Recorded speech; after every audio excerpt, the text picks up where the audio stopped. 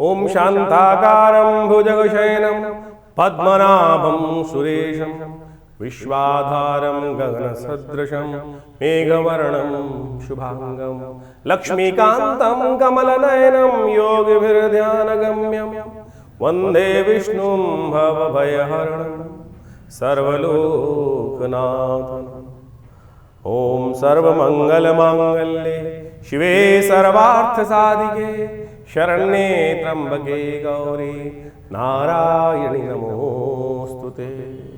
27 तारीख का अवसर शनिवार का अवसर है और इस दिन आपकी राशि के दृष्टिकोण से एक नई उम्मीद जागने के योग बनते दिखाई दे रहे हैं। धन योग बनकर आपकी राशि में तैयार है, जो दिखा रहा है कि कहीं ना कहीं कुटुंब की तरफ से, परिवार की तरफ से सपोर्ट मिलने के योग बन सकते हैं, जो आपके लिए लाभ के रास्ते खोलते दिखाई दे रहे हैं।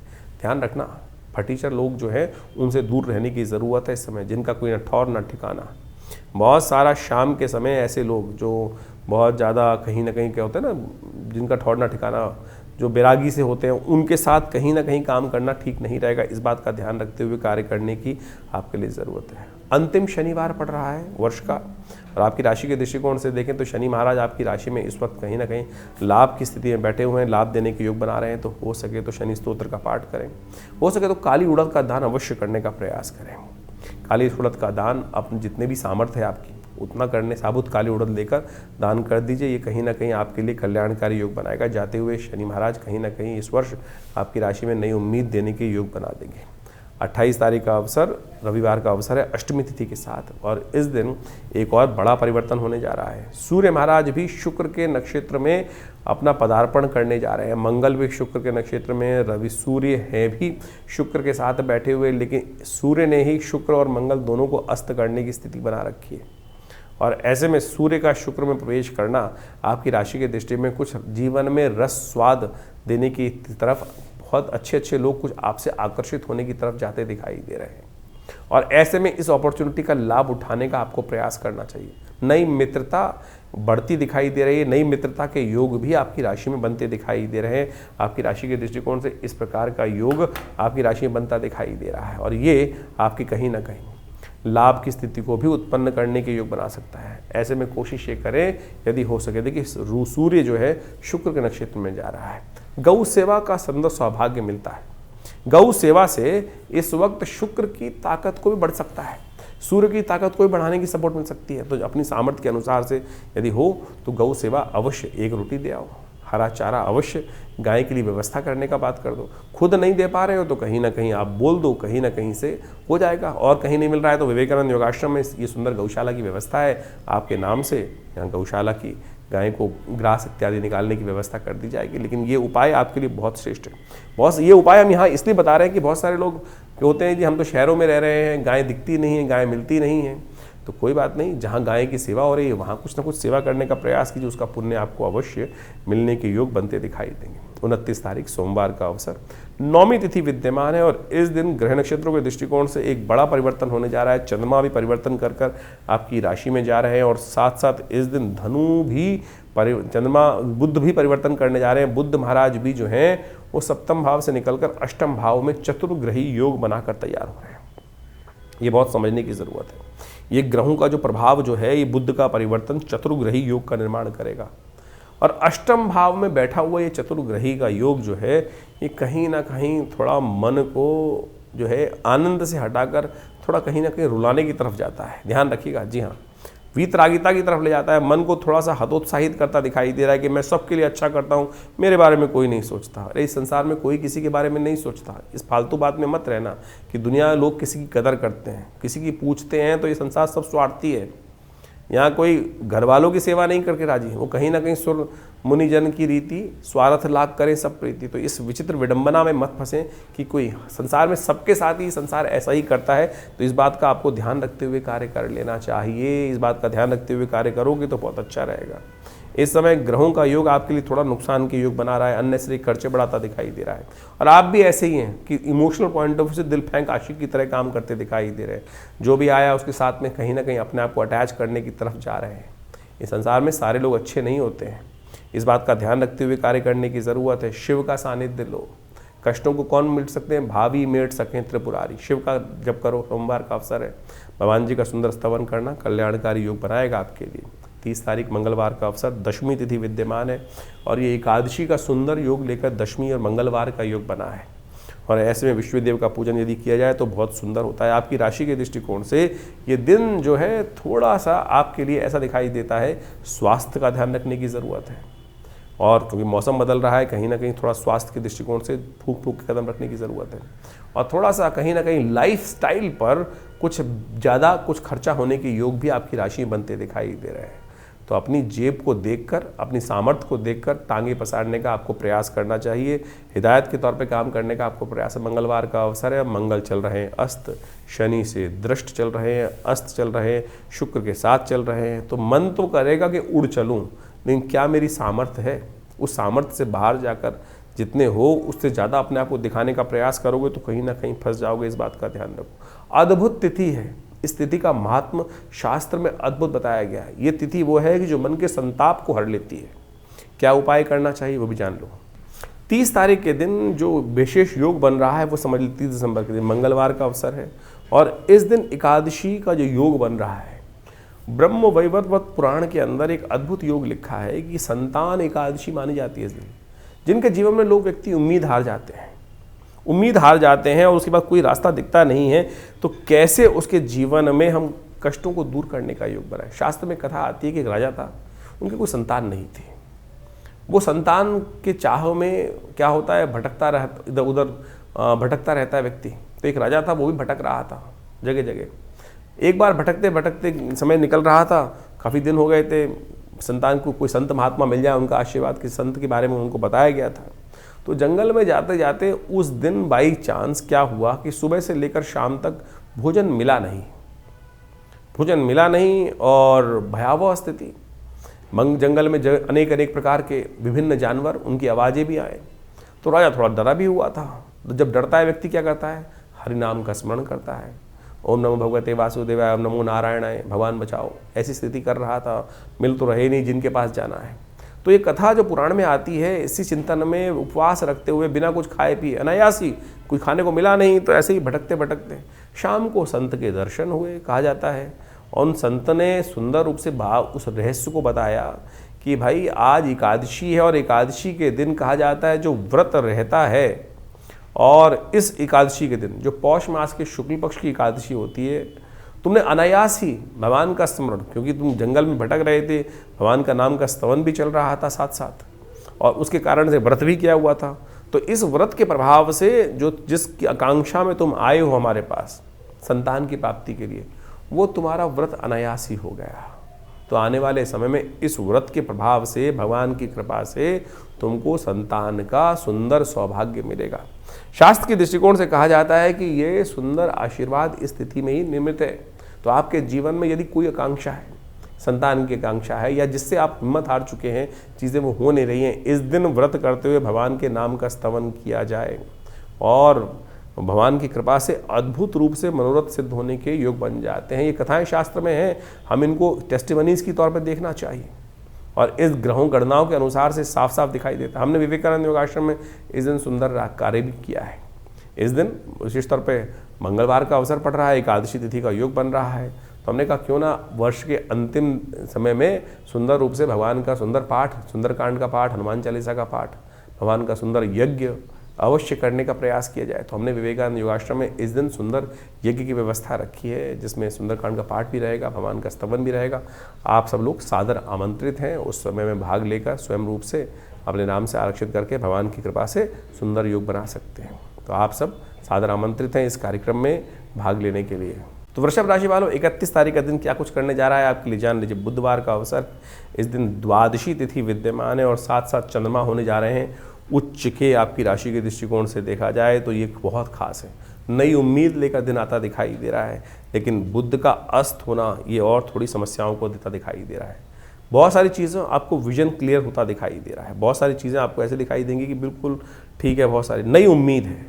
देखिए अब ये वर्ष का अंतिम दिवस है और ये वर्ष का अंतिम दिवस जो है ये कुछ नई उम्मीद, चंद्रमा जो है आपकी राशि में नई उम्मीद लेकर आया है कि हम अगले साल क्या करेंगे, बनाने का दिन है, विजन तैयार करने का दिन है। और बहुत ज़्यादा लोगों से उम्मीद रखने की ज़रूरत नहीं है, इस बात का ध्यान रखना है कि बहुत सारे लोग, आपको अपने बाहुबल से क्या करना है ये विचार करने का दिन है, उसका पूरा पैटर्न बनाने का दिन है। इस बात का ध्यान रखते हुए चंद्रमा उच्च के हो गए हैं, इस दिन आपकी राशि में विराजमान हो गए हैं, तो कुछ ना कुछ नया विजन आपके मनोमस्तिष्क में आने की स्थिति उत्पन्न करता दिखाई दे रहा है। आपकी राशि के दृष्टिकोण से इस समय को यूटिलाइज करने का हमको प्रयास करना चाहिए। 31 दिसंबर को इस बार बड़ा सौभाग्य का योग बन रहा है, प्रतिष्ठा द्वादशी बन रही है इस बार। ये प्रतिष्ठा द्वादशी बहुत खास है, ध्यान रखिएगा, क्योंकि इस दिन विशेष तौर पर कलंक का विध्वंस होकर स्वाभिमान के निर्माण का सुंदर योग बना था। भगवान राम के मंदिर का जो सुंदर सपना लेकर हम वर्षों से चल रहे थे, इसी तिथि के दिन आज से 2 वर्ष पहले सबकी कृपा से, सब लोगों के अदम्य उत्साह के कारण से राम मंदिर का निर्माण हुआ। तो हमने एक विशेष कार्यक्रम हमने विवेकानंद योगाश्रम में रखा है। इस दिन हम सब जो भगवान के सेवक के रूप में काम करने का प्रयास करें, भगवान का स्तवन करने का प्रयास करें। तो हमने विशेष एक कार्यक्रम रखा है, एक दिया जो राम मंदिर के नाम पर एक श्रृंखला चलाई है, और आप सब लोग उस कार्यक्रम में भाग लेने के लिए अवश्य हमारे आश्रम में भी आ सकते हैं। इस आश्रम पे बड़ा यज्ञ रखा जाएगा इस दिन शाम के समय। आमतौर पर 31 तारीख के दिन लोग पता नहीं कौन कौन से क्या क्या करते रहते हैं। इस बार 31, ये वर्षों बाद पड़ेगी कभी ऐसा योग कि 31 तारीख, यानी जिसको लोग विशेष तरह पता नहीं कौन कौन से दिवस के रूप में मनाते हैं, शराब के नशे में डूबे रहते हैं, और नया वर्ष का आरंभ भी पता नहीं नशे में डूबे हुए लोग करते हैं। और इस बार प्रतिष्ठा द्वादशी का सुंदर योग पड़ रहा है 31 तारीख को। तो हमने भी इसने विशेष तौर पर एक दिया राम के नाम, राम मंदिर के नाम पर एक कार्यक्रम की श्रृंखला चलाई है। आप सब लोग उसमें जुड़ सकते हैं। विवेकानंद योगाश्रम एक बड़ा उत्सव करने जा रहा है इस तिथि के दिन, यानी 31 तारीख की शाम को, एक दिया राम मंदिर के नाम, और बड़ा उत्सव के साथ, आनंद के साथ। ये हमारे गौरव का विषय है, ये हमारे स्वाभिमान का विषय है कि हम सब ने अपने इन नेत्रों से जिस कलंक के साथ हमारे पूर्वज जिए 500 साल तक, आज उस सुंदर वेला पर, इस सुंदर निर्माण की, नव निर्माण की वेला पर, प्रतिष्ठा द्वादशी के दिन आश्रम पर बड़ा भंडारा रहेगा, यज्ञ रहेगा, और हम भगवान का सुंदर स्तवन रहेगा। तो ये कार्यक्रम शाम को 6 बजे से आरंभ होकर रात्रि में चलेगा अच्छे लंबे समय तक। तो आप सब लोग सादर आमंत्रित हैं। विवेकानंद योगाश्रम दिल्ली में, खुरेजी में, जमुना पार में आप सब अपना स्थान को आरक्षित कर इस कार्यक्रम में भाग लेने के लिए आ सकते हैं। धन्यवाद, नमस्कार। 2025 का ये अंतिम काल चल रहा है, और अभी आपने उस प्रभाव को भी समझा कि ज्योतिष के दृष्टिकोण से क्या कुछ ग्रहों का परिवर्तन का योग है। 2025 समाप्त होने के बाद 2026 का पदार्पण ज्योतिष के दृष्टिकोण से, यदि काल गणना के दृष्टिकोण से देखा जाए तो जो आरंभ होगा ये बहुत महत्वपूर्ण है। 2026 एक नई उम्मीद लेकर आ रहा है, क्योंकि इस वर्ष ग्रहों का ये परिवर्तन कई प्रकार के नई उम्मीदों को जगाने की योग दे रहा है। क्योंकि इस 2026 में कई ग्रहों का, यदि हम देखें तो केवल एक शनि महाराज को यदि छोड़ दिया जाए तो बाकी सारे ग्रह अपनी धुरी से चलते हुए परिवर्तन का योग बनाएंगे।